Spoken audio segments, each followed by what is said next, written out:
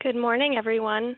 Thank you for joining us for November's chromatography webinar, Sample Prep, Developing Proper Purification Methods.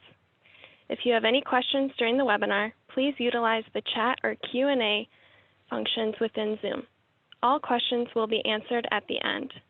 This webinar is being recorded, and a video will be made available in the next few days for you to view on your YouTube page. Our presenter today is Todd Anderson, Global Chromatography Specialist here at Teledyne ISCO. With that, I'll turn it over to Todd.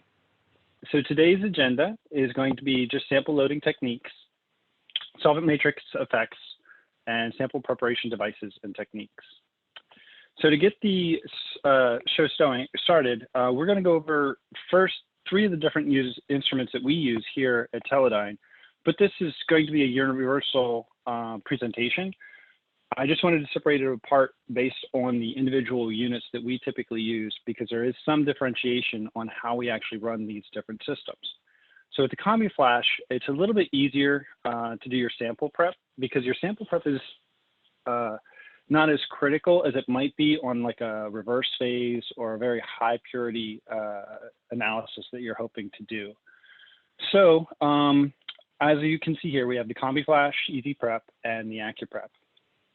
So if I go on with the Combi Flash and the Next Gen 300, as well as the Easy Prep Flash, you're going to have a different type of loading structure. In this case, you're going to be doing normal phase samples.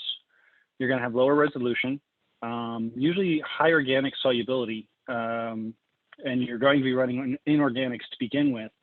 So solubility usually isn't as big of an issue, and you can load more material on there. You're not looking at very sharp peaks. So a little bit of this dispersion is not a problem. We also have liquid loading cartridges that you can actually use, and you can see the solid loading cartridge, which is over here to the right. So you can actually put solid powder into a cartridge and actually run it. Pretty simple way to do this. A bunch of flash systems will actually have this kind of cartridge or something similar. And of course, the other one I skipped over accidentally is you can actually go directly through liquid preloading the column or through an injector, as you can see right here. So when we get into the Easy Prep and the AccuPrep systems, we're usually looking at more various types of techniques. Manual injection is usually the simplest and easiest for most people.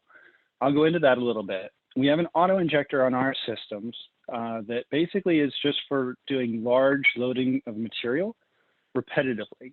Usually I will use this more in line with protein purification or chiral repetitive analysis. Sample loading pump for similar types of analysis as well, but we can actually go into much larger volumes with the sample loading pump. And then, of course, there's your traditional auto sampler where we can do multiple samples repetitively of different varieties. So with a large volume loading pump, what we've noticed is that you can do large amounts of material and pretty much run it unattended.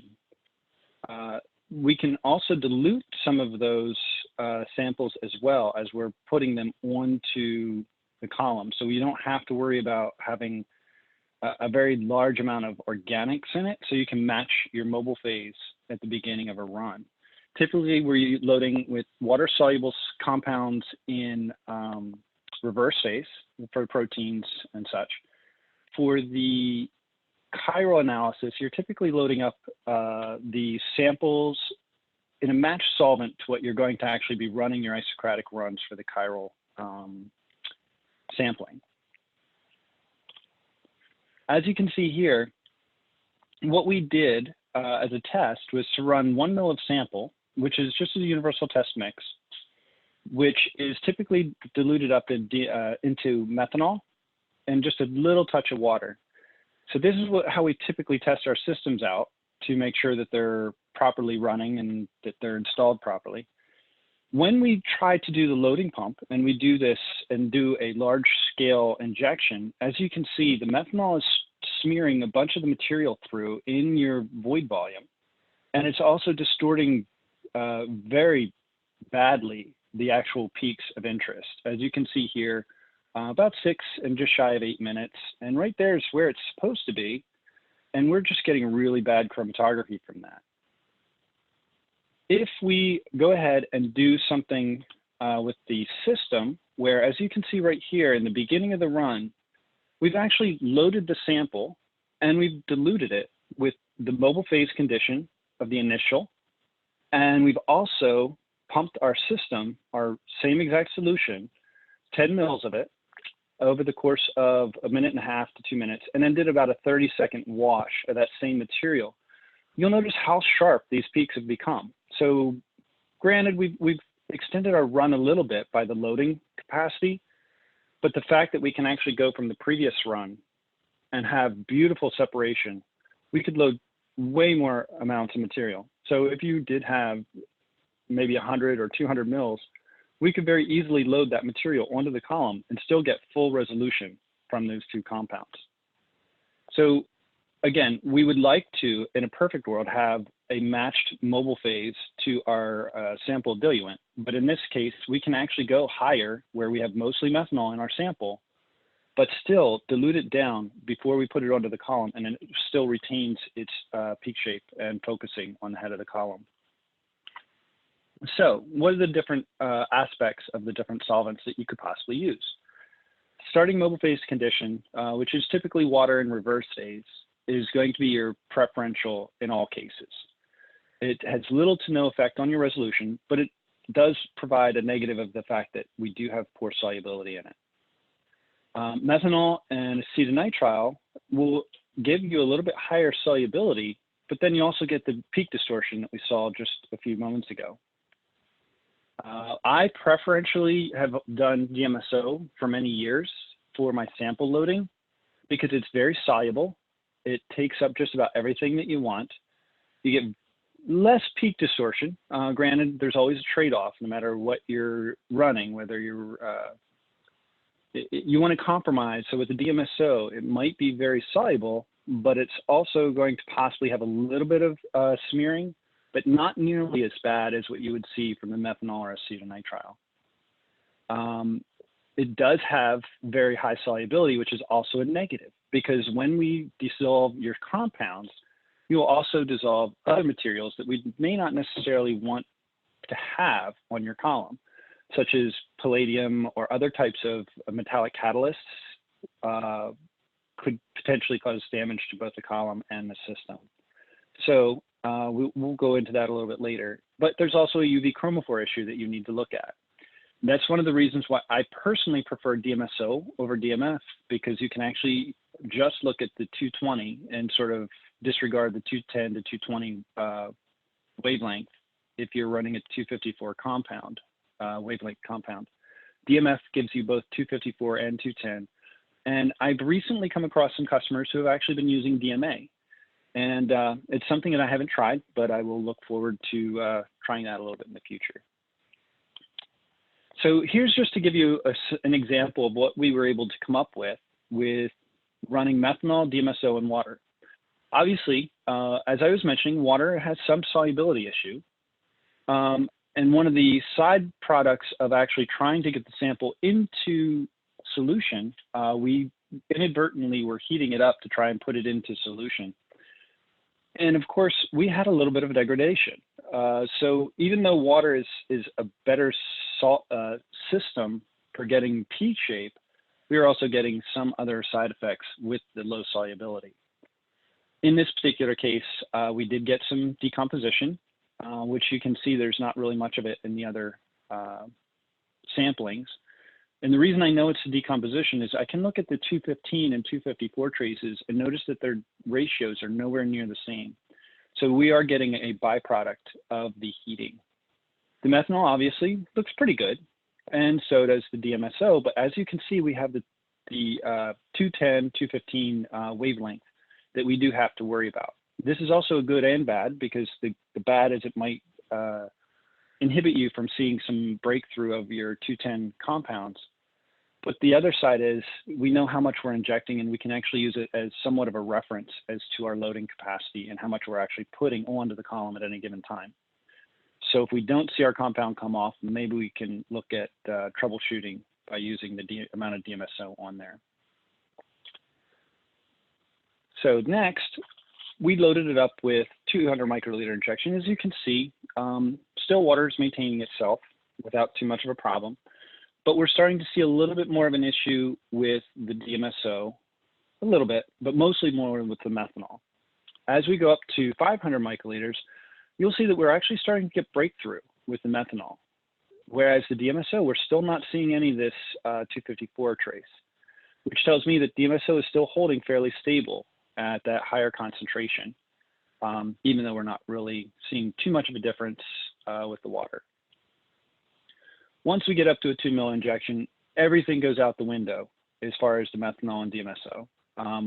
The methanol, we're loading more material in the beginning of the run than what we are actually in the back half of the run. Water, we're still pretty much in the same location. We're getting a little bit of distortion maybe, probably more from overloading than anything else. But of course, DMSO is finally starting to break through as well. So these are some of the considerations that you need to look at when you're actually making up your samples. So now, given that, I'm going to go into a little bit of the sample prep techniques that we want to look at to try and prevent some of the issues that come up from these different solvents. So one of the considerations that I suggest everyone do, no matter how you load up your sample, no matter what solvent you're using, please, please, please, samples will always have some form of insoluble material, or you will just have even things like fuzz from the lab. So before we run our samples, we really suggest that customers will use either a particulate filter, which is just a simple disc that you can add onto the end of your syringe, and then basically pass your sample through that. It's a 0.45 micron disc. We don't suggest any particular brand. That's up to you guys. I've always pretty much just used Wattman filter discs. They're pretty easily obtained through Fisher or Aldrich, whoever you guys use for your consumables. The other option is actual different types of cartridges. And some of these cartridges, you can actually have a filter in them or some sort of a packing material in them that will actually keep stuff from going through into your sample loading tubes. These are some of the things when we do manual injection that we like to maintain a safer environment for your instrument as well. If you can see, this needle can actually pass through this standoff. Then if you push it in too far, what you in theory could do is score your rotor seals on the manual injectors. I've come across ways to actually help these not do that. But the safer way, if you're doing large amounts of material, is to actually use one of these. And these come with our systems for the manual injector. It's a little bit larger diameter. As you can see, it's a fixed distance, so you don't have to worry about that going in too far. And it greatly increases the longevity of the rotor seals, so you don't start losing material through your injection process off to waste before you ever even get it onto the column. The other item we have here is a filter. As you can see by the thickness of it, it's not very thick.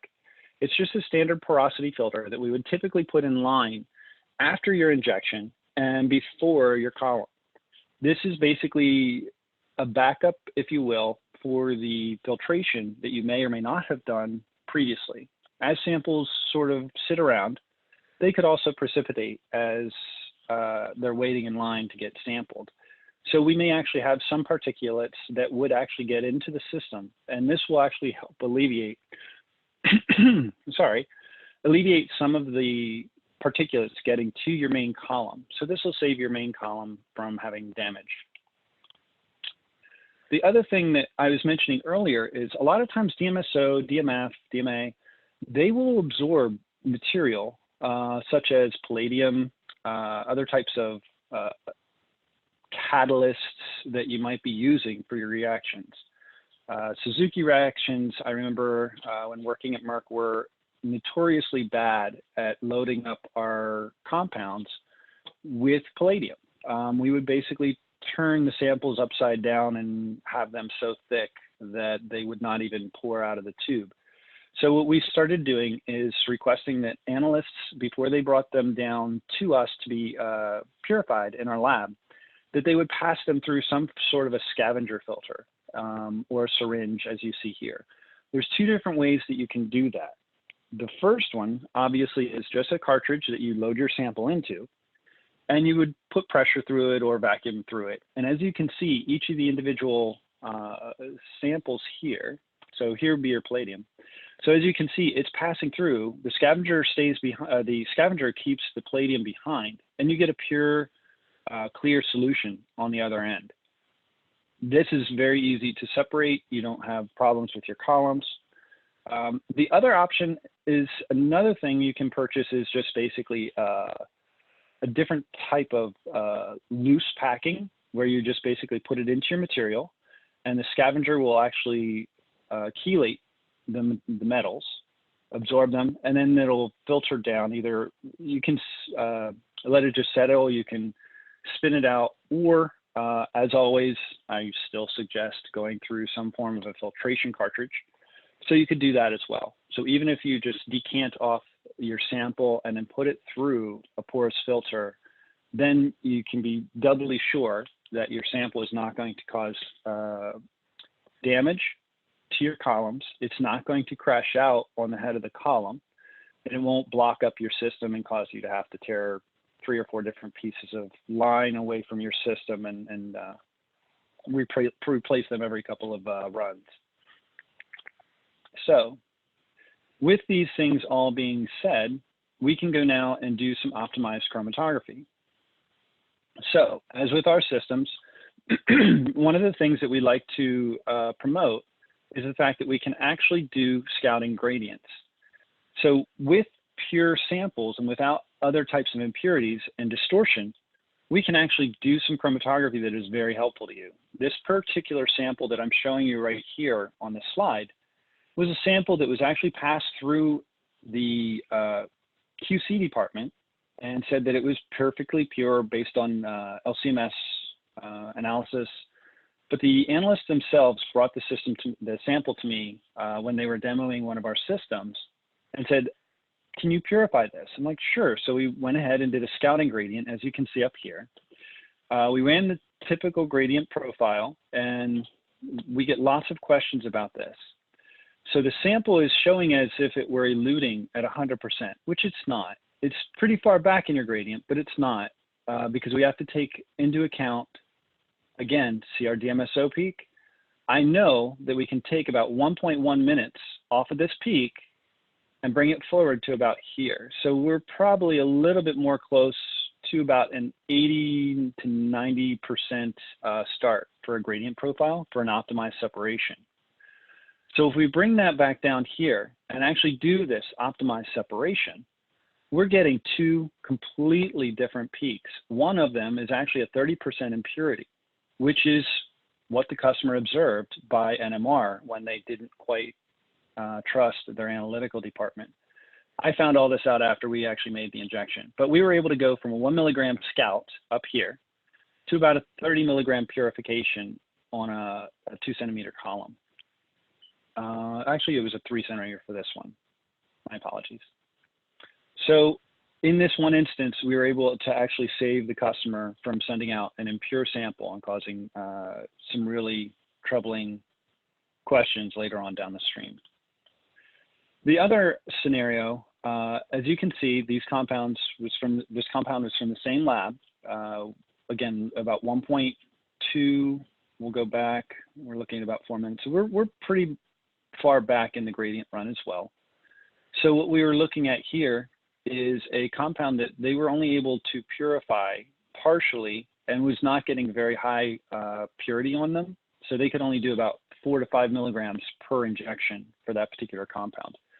We were able to get up to at least 20 milligrams on column, as you can see here, with still complete resolution, just by focusing the gradient with our focus gradient generator. And I think that's pretty much it, but I do want to thank Sujin Kwan at the University of Pennsylvania, who's here local to me. She was the person I was able to use her system, and she provided the samples as well as her system for me to do some of the work that you saw here today.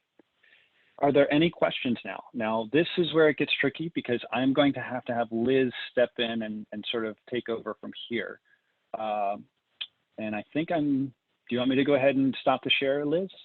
So you can Nope, you can keep your screen up just like that. Looks great. I'll give people 1 or 2 more minutes to enter in their questions. You can use the Q&A feature or the chat feature, and we'll have Todd answer any questions. Doesn't look like anything came through during the presentation. I also want to take a minute to thank everyone for joining this November chromatography webinar. It was recorded, so we will make that video available to you within the next few days. And if you have any questions, please feel free to reach out to me directly through Zoom, and I'll forward it along to the right person, or use our website and submit a request, and we'll get in contact with you.